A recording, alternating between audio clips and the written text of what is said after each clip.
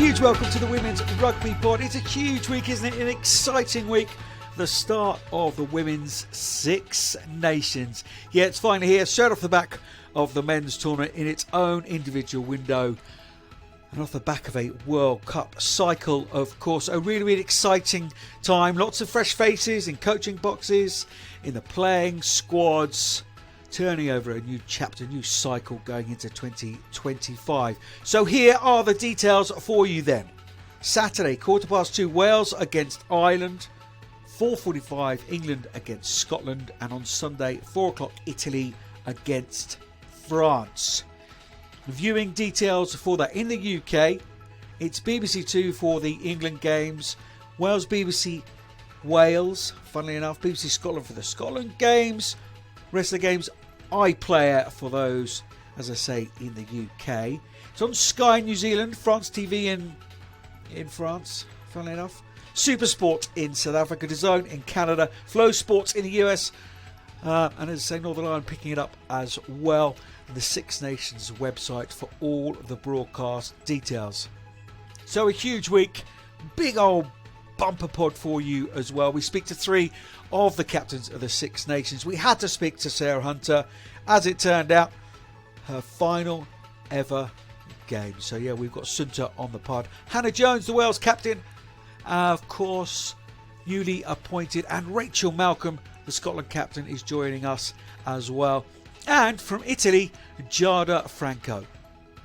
Well, we couldn't start anywhere else this week but with England and their captain, the record-breaking, the wonderful human being that is Sarah Hunter, MBE. Here she is ahead of her final ever game of rugby union. Sarah, thank you very much for joining us. Six Nations, days away now. Literally days away. Your last Six Nations. We'll get into that in a moment or two. But just to start with, obviously the last game that majority of the squad played, the Red Roses played, was in New Zealand in that World Cup final. We talk about transition from defence to offence in rugby. How have you and the likes of Simon Middleton, whatever, done that transition from losing World Cup final to starting a new chapter as Six Nations? I think what we've spoken about it first and foremost, which I think you have to do. We had a couple of days at Twickenham in February, early February, where we had a bit of a World Cup debrief. Players had done some feedback, staff had done some feedback, and we just fed that in. So we shared the areas that we can get better on and where we may have fallen down a little bit at the World Cup, and how that was going to be the start of where we wanted to move this next part of the journey to 2025, starting with the Six Nations. And obviously with injuries, with changes, it's not going to happen overnight. And I think there's a real openness about that, is that we've got a lot of new faces. There's a lot of sort of senior players that are not available through injuries. Some of us that are stepping aside. But I think it's a really good opportunity to start to embed some of the things where we need to move forward with, and then start on that next journey as they move forward to 2025. So yes, there's very much a performance outlook and having the standards we've always had, but balanced with there's an opportunity to try new things and to try and develop the game and evolve ourselves. It's a natural turning of the page, isn't it? Yeah. Post World Cup. So you talk about that squad and the fresh faces. Something like Midge was going through it with earlier. It's like 15 injuries, huge amounts in the sort of leadership group, more experienced. So talk us through a couple of the new faces that have been ripping it up at training. Well, Mackenzie Carson's one of them. She's been doing it in the league. She's been really unfortunate, I think, with injury. So I don't think she's ever had consistent run of games. Whereas this season, she seems to have done that, and she's shone in the league. And since coming in at training, you'll be like, oh, someone's made a line break. Oh, who's that? It's Mackenzie. Someone's been absolutely smashed. Who's that? Mackenzie. And that's not taken away from her nailing her bread and butter, which is her scrummaging and her line out bit as well. So yeah, she's really been, and she's just a great character. She brings great energy. So she's really been a welcome addition. Up at Kingston Park, and Franklin's Gardens, just a wider question on that. How important is it for the Red Roses, do you think, to travel around, to spread the gospel? I think it's huge. I think ever since they took us out of London, back in maybe 2018, I think we went up to Doncaster first. Yep, Doncaster first. And we sold 4,000, 5,000 tickets. We're like, oh my God, isn't this amazing? And I think because it was a smaller venue, the atmosphere was incredible. And then you go, I think we went to Sandy Park, and suddenly we've got 10,000. And I think then you just generate a new audience, and then you go somewhere else. We've obviously been to Leicester and Gloucester and Northampton, and people start to then travel. People start to be the fan base. Tickets are more accessible. They're not expensive. People can actually go and see us play. Whereas it's really hard to get hold of tickets to go and watch the men play at Twickenham, and they are obviously quite pricey. So I think we're affordable, and I think it's just generated real interest around the country. And I think we've seen the success of it was in France, and I think having done that in England has been a really good move for us. So the first time up at Kingston Park, sell out. Of course. Of course. Is one stand just Hunters? Yeah, no, I don't know that many people, I don't think. There are a lot of people coming. Obviously, all my family, friends I went to school with, friends I went to uni with, friends I played rugby up there, old coaches, old teachers, family friend, you name it, and people are there. It's crazy. I think everybody in the crowd are going to feel they know you. That's the kind of person that you are. But just how important is it to the North East? Oh, it's huge. Women's rugby in the North East is massive. It's thriving. It's got so many great players coming out of that area that showcasing the pinnacle of the Red Roses there. Hopefully, it can just really continue to inspire and generate that momentum of what great rugby's going on up there. So Scotland, do you know a couple of people in their back row? How weird is that? I was referring to Rachel Malcolm, who you know very well, a lot of time at a club together. Is that weird when she's picking up the ball, you go, I'm sorry, I've just got to smash it? Yeah, no, I think we've done it for a few years now, and I think it's that mentality you have with rugby in general. You're always mates with someone from another team, and you'll chat to them before you go into the ground, and then it's right, in game mode, you go head to toe with each other, and then actually you chat to them as mates after the end. And I think that's the great thing about rugby. I mean, we have to train against each other at training anyway, so it's nothing that we haven't done before. But it's you know what, I obviously got my first cap against Scotland, and I'm getting my last cap against Scotland, and it's nice that I told Rachel before the press announcement, because I just thought I didn't want her to find out via that. I've got so much respect for her as a captain, as a player, but more importantly as a person and a friend. So yeah, I rang her, and it was just that realisation that we won't get to play together anymore. And I really enjoy playing with Rachel at club, but to know that you're finishing playing against players that are your friends is probably the next best thing. I'm going to ask you in a second what's next, but if you wanted to go into politics, because over the God knows how many years I've spoken to you, every single question you managed to turn it around and talk about somebody else rather than yourself, and I can't give any greater sort of compliment to you. Scotland have been at the back end of a pretty rough ride the last 18 months. They've been on the wrong end of results, mainly 7-pointers. Pretty settled side, really. You spoke about your injuries as England. How big a threat are Scotland? Yeah, they are. You look at the calibre of player that they've got, and they've just been unfortunate. A lot of their games have, like you say, been down to fine margins, and in the last moments of games. So they're so close, and it's changing that momentum from being able to see out a game or to come back in a game, which you know, it only takes one opportunity to happen, and then that changes the whole momentum and shift of things. And I've got no doubt Scotland, like, we know a lot of them, we know like how tough it has been for them at times, but obviously they've got new contracts, they've got contracts full time now anyway.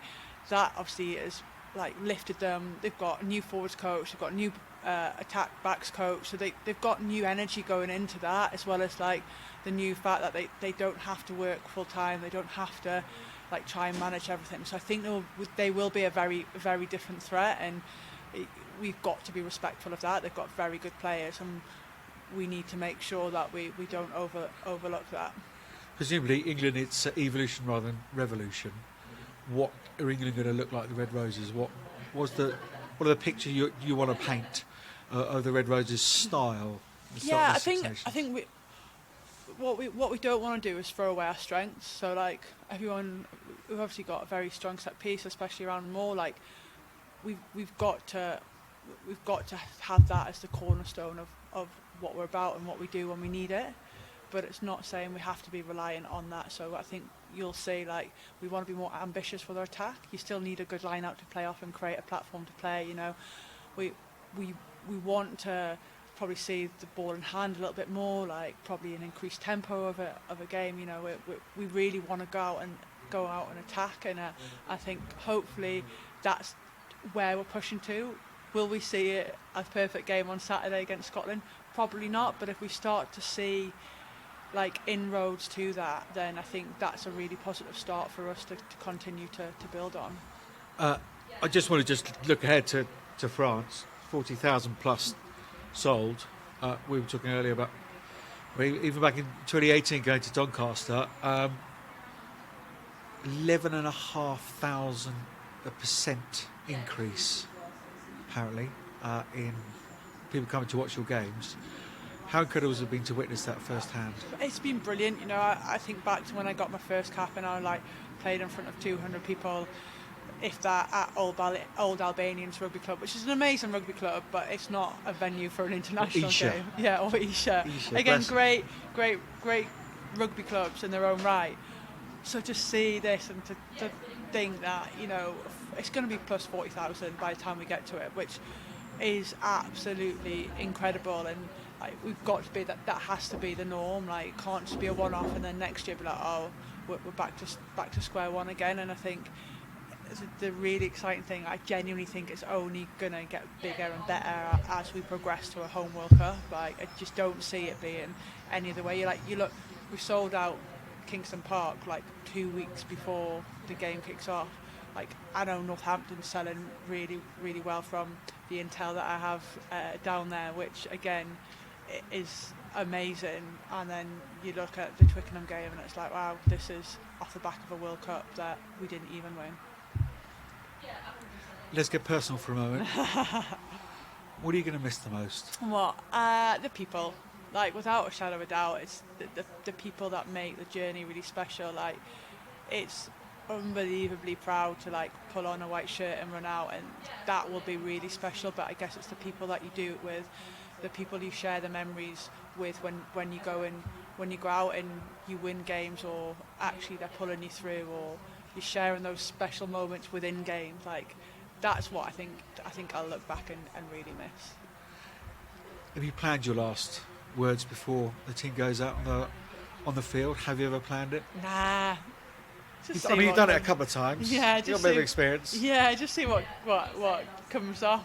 Like, see what happens. Like, obviously I've got my co-captain in Marley, so we'll and I'm rooming with her this week, which is really nice. So we'll get our heads together and we'll come up with a plan of how we're going to approach making sure we get the girls in the right place.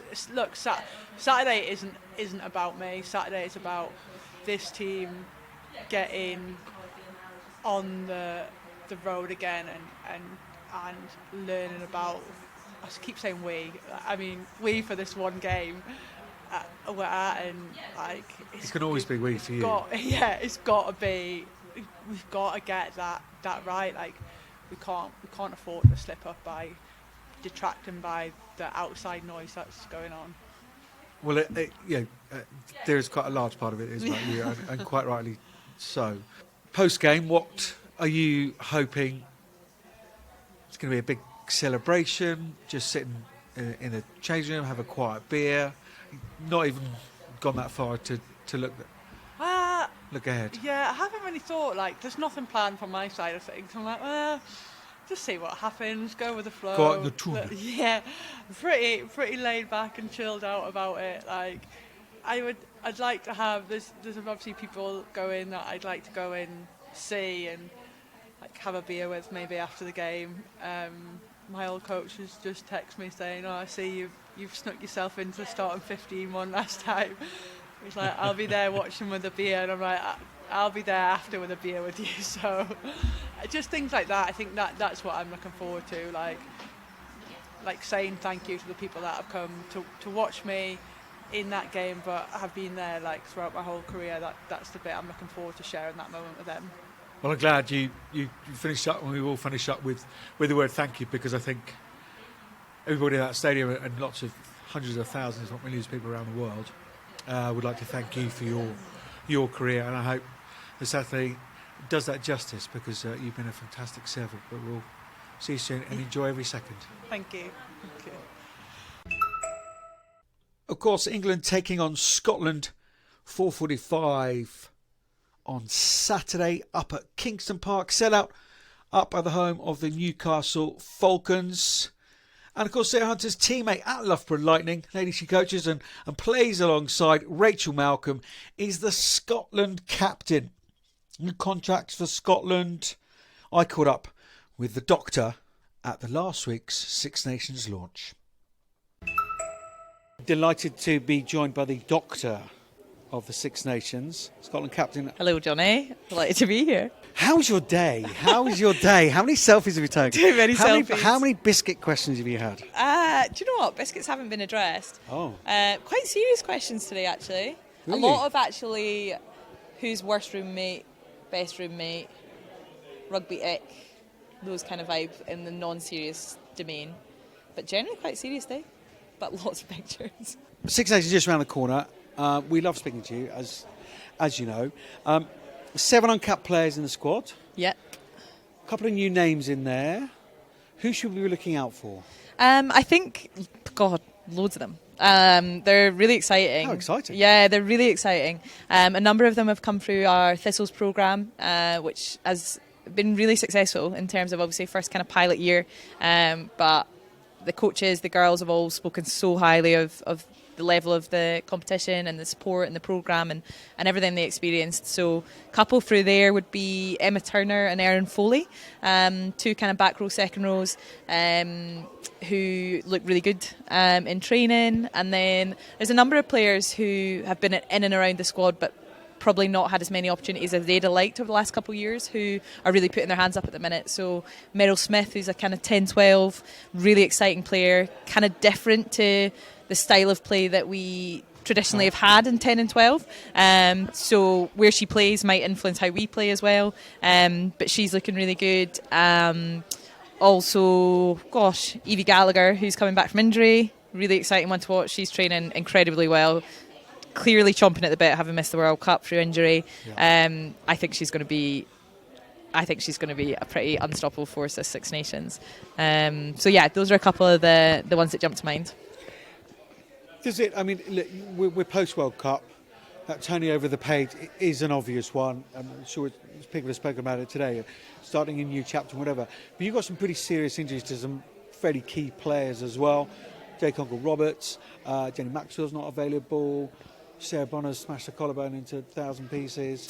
But did that feed into a narrative of opening a new chapter and opening some opportunities for some players that are on those fringes you're talking about? Yeah, don't get me wrong. If I could have those players in my squad, I'd have them in a heartbeat.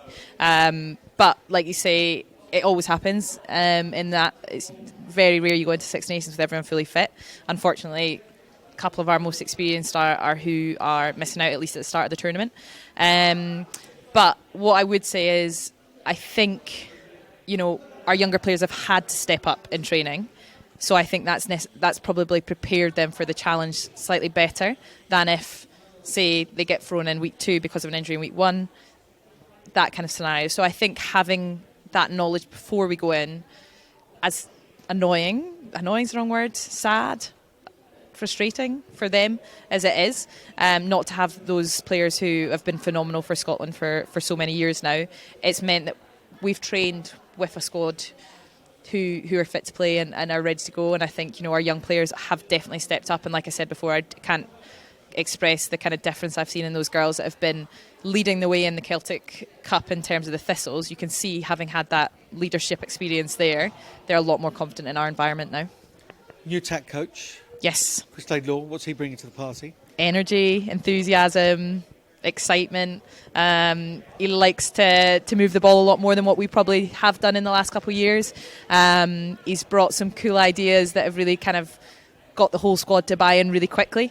So I'm excited, really excited about our attack at the minute. I think naturally with, we want to change the way we're playing, so we're going to make mistakes. I don't think we were going to shy away from that, but I think we're going to be a more dangerous team. We're hopefully going to challenge defences a little bit more and get more points on the board. Finally, last couple, because I know it's been an incredibly long day for you and I appreciate your time. Was that the kind of missing piece? Because we can go through a lot of games, and Joan Lidicrap just walked past.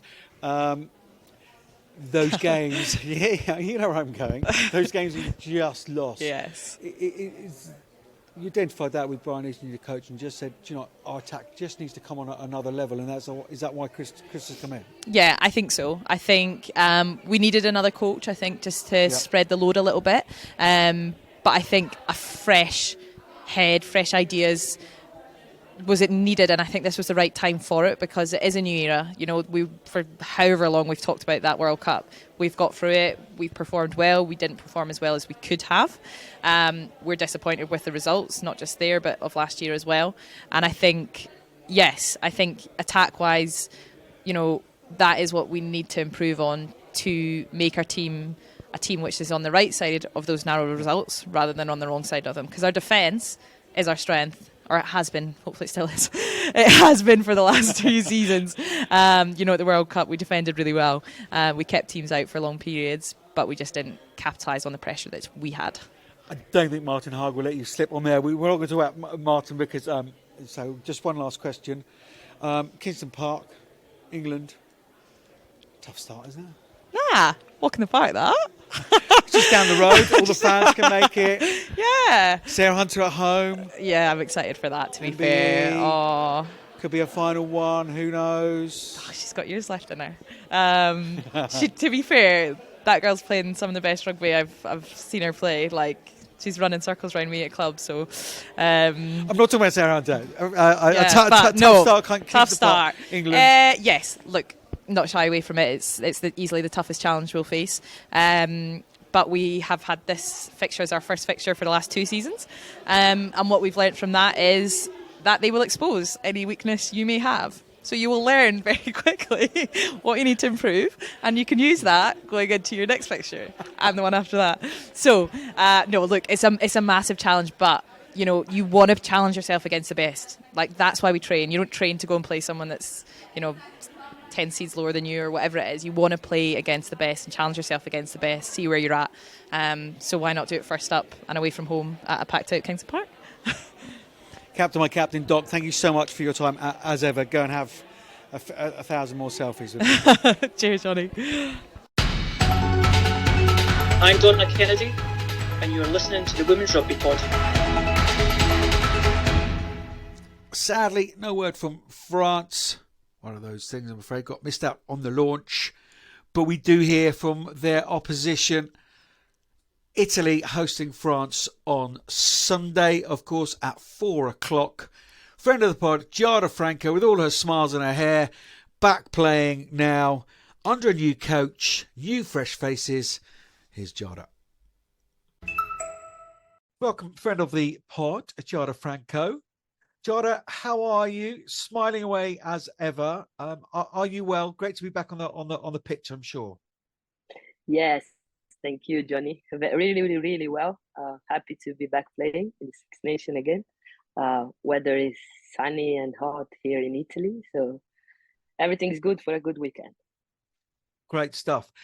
obviously you mentioned the Six Nations, and we're just off the back of a World Cup. There's an actual turning of the page, and lots of coach movements and player movements and whatever across the nations in this tournament. Italy's no different.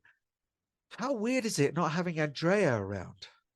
Oh, really, really weird. It seems like we're missing something.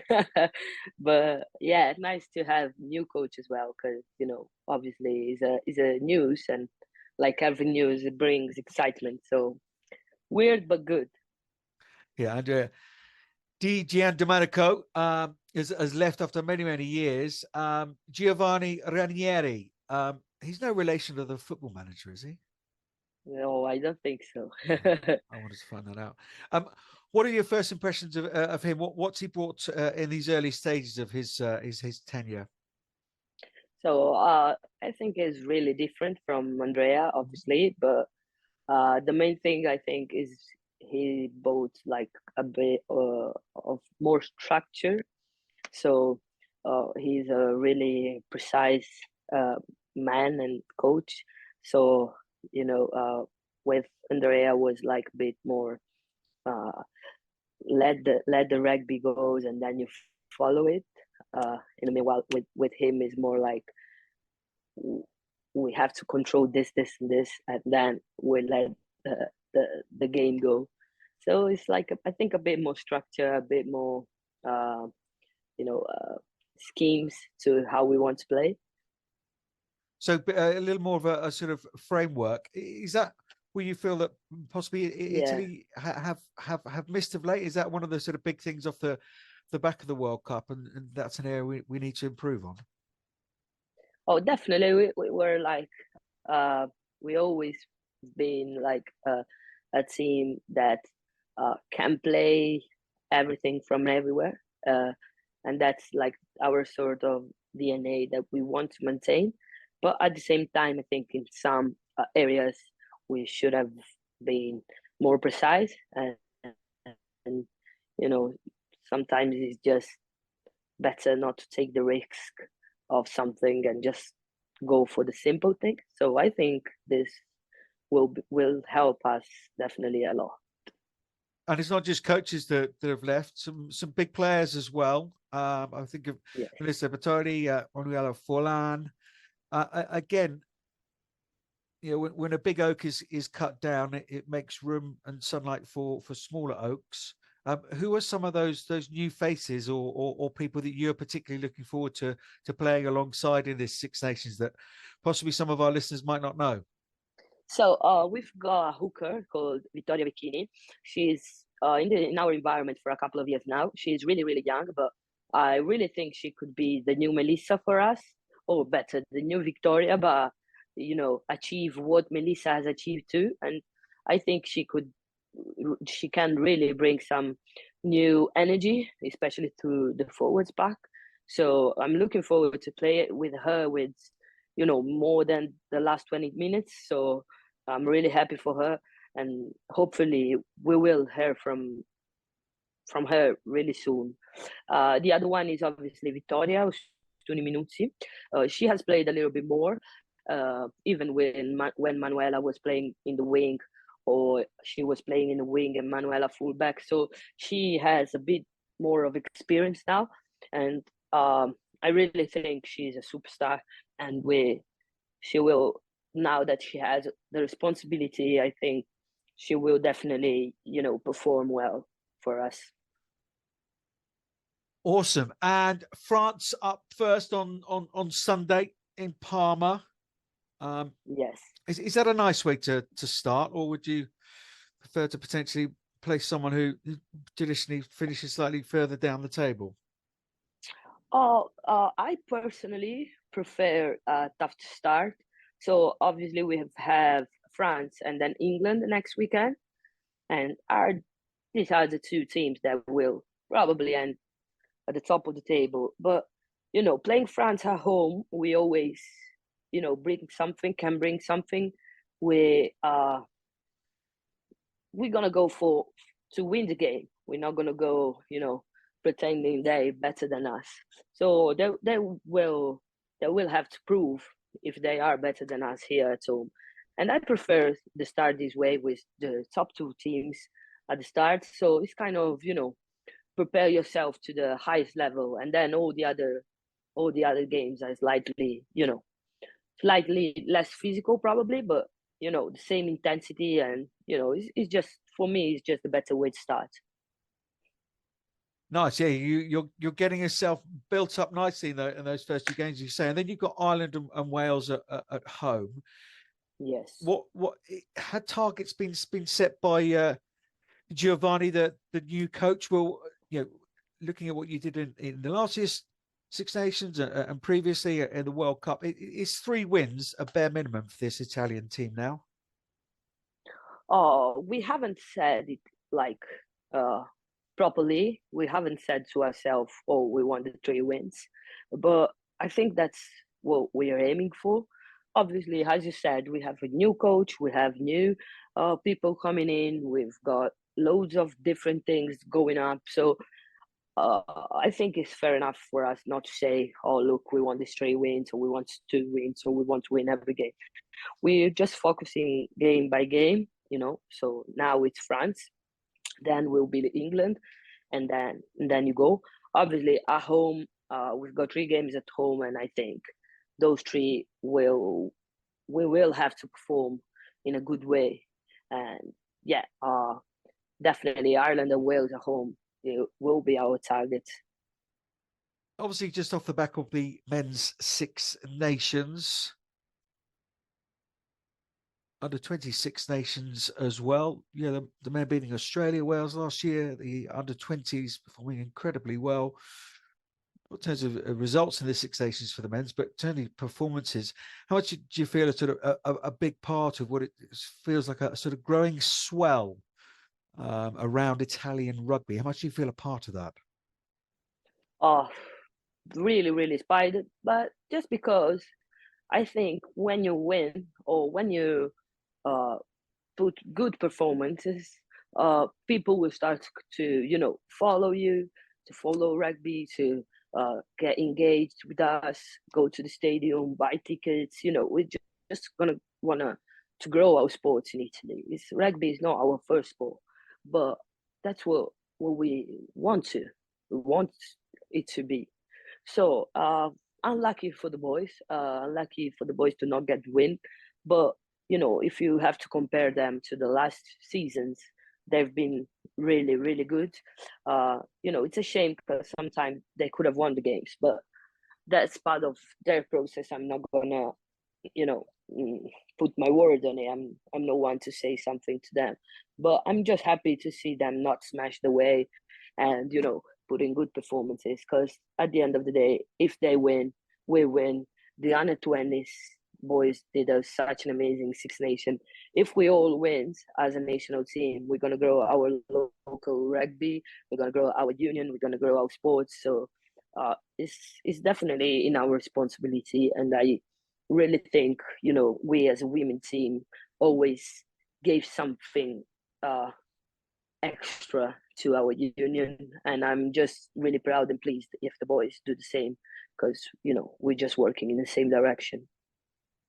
Giada, we'll leave it there. I know you're bang on sort of your last final bits of preparation. Thank you so much for coming on. Can't wait to see the hair, the smiles, your physicality back out there in the Six Nations. Thanks so much for joining us. Thank you so much, Johnny. Well, it's incredible, isn't it? All countries in the Six Nations now have forms of contracts. Ireland are no different. Again, sadly, no word from them. That just wasn't able to happen for some bizarre reason this week. Real shame for the girls, and just trying to promote the team. But of course, we do have Hannah Jones, as we mentioned at the top, the Wales captain. Again, under new contracts for them, some new coaches in there, some returning faces. I caught up with the new Wales skipper, sole skipper, we should say, at the Six Nations launch. Wales captain Hannah Jones joining us now on the Women's Rugby Pod. Fully contracted up, and now no hanger-oners. You got the captaincy all to yourself, Hannah. How's it feeling knowing that you are the leader of this Women's Welsh team? Must be very proud. Yeah, it was a very proud moment when Ewan asked me. Very proud moment for my family as well. Just looking forward to start the Six Nations now. Today's really kicked in that it's around the corner, so looking forward to it. Speaking of today, how many selfies have you taken? Quite a few. I made the championship cup out of Play-Doh. Really? Yeah. And do you have to paint anyone? Paint someone else's face or do an artist's impression of somebody else? Well, I had to make myself out of Play-Doh. So that was quite fun. Wow. Okay, we'll move completely on from that. Look, World Cup, now the dust has settled, you'll probably be very, very pleased with that. Looks like Welsh Rugby needs to take another step on, but there's some new contracts. Sean Connor's come in. Do you feel like that extra step is now being taken? Yeah, definitely. Going from 12 contracts to 25 has been a brilliant step from us. Having all the girls in training, having that time is a massive factor for us. And just building from last year's Six Nations and the World Cup, really. We created a lot of opportunities in the opposition 22. It's just looking to convert those points, which will obviously lead to results. And looking at the squad, there's a couple of new faces in it, a couple of returnees. If our listeners are looking at Welsh Rugby for the first time, who are the names that we should be looking out for? Yeah, we've got 6 uncapped new players. Hopefully they'll get the opportunity. Someone who's shining at the moment and training is Giada Sunter, so she's looking really sharp. Vera. Yeah, Giada Vera. Nice. But nobody else in this place knows her name, do they? But no, she's definitely one to look for the future. If she doesn't get a chance this year now, she's one to look for.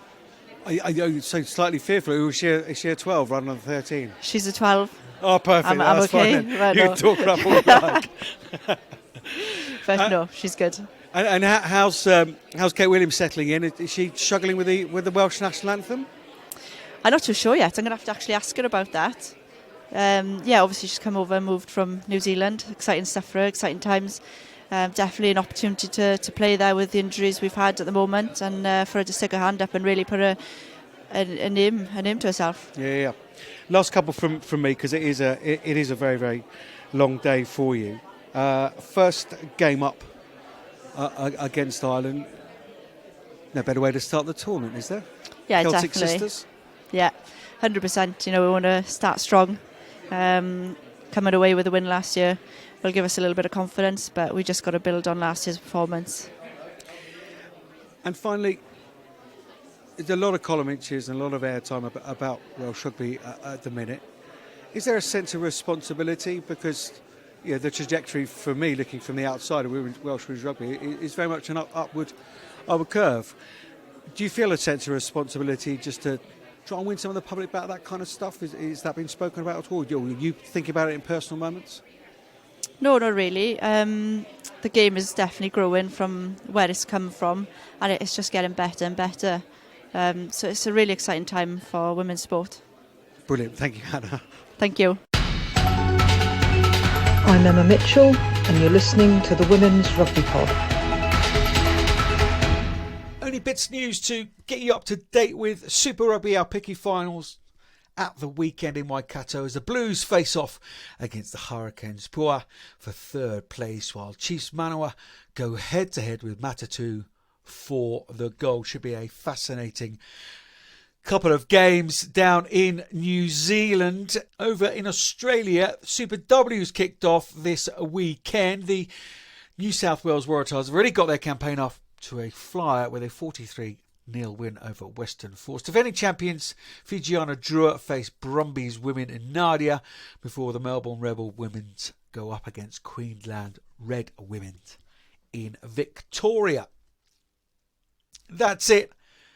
Huge weekend, as we say. Just a reminder, with the UK broadcast details, 2:15 on Saturday, Wales against Ireland on BBC Wales in the iPlayer. Then 4:45 for England against Scotland from Kingston Park, BBC Two and on the iPlayer. And then on Sunday at 4 o'clock, France travel to Italy on the iPlayer. Couple of shout-outs just to finish with, and then must just mention O2 and their partnership with the RFU. It's a brilliant partnership, isn't it? And O2 every penny spent on the men, going to spend it on the women now. It really is one of those role model kind of partnerships. But this week, those two have combined their partnership with the Women's Sports Trust with the aim of closing the awareness gap between the England men's team and the Red Roses, grow the Red Roses fan base and increase attendance to women's rugby's games, to fill Twickenham Stadium, using data and what have you to do that. Over the last 10 years, I mean, here's a stat we heard at this event. Women's Rugby Union viewing hours have gone from 156,000 in 2012 to 18.16 million in 2022. That's just a light increase of 11,605%. 11,605%. Well, I mean, we have been trying to tell you. And the final shout out goes to Wallaroos ringer Ivania Wong for scooping up the top gong for Super W Player of the Year for 2022. Remind you, our live show, Friday the 28th, ahead of that final weekend, the big France-England game at the Cabbage Patch in Twickenham. Keep an eye on our socials. Just leaves me to say a huge thank you to Tom and to Vicky behind the scenes doing their thing. Big thank you to the guests, Sarah Hunter, MBE. Enjoy every second. What a servant. In fact, I must just say, at the press conference announcing the England team this week, from several people in and around England and media and what have you, what are we going to do without her? And it's very, very rare in professional sport you hear that. So enjoy every second, Sunter. You will be sorely missed. Big thank you to Hannah Jones as well, to Rachel Malcolm, to Giada Franco. Good luck to all the players. Enjoy the viewing, whether on television or at the grounds. Happy round one of the Six Nations to you all. Be safe and be kind.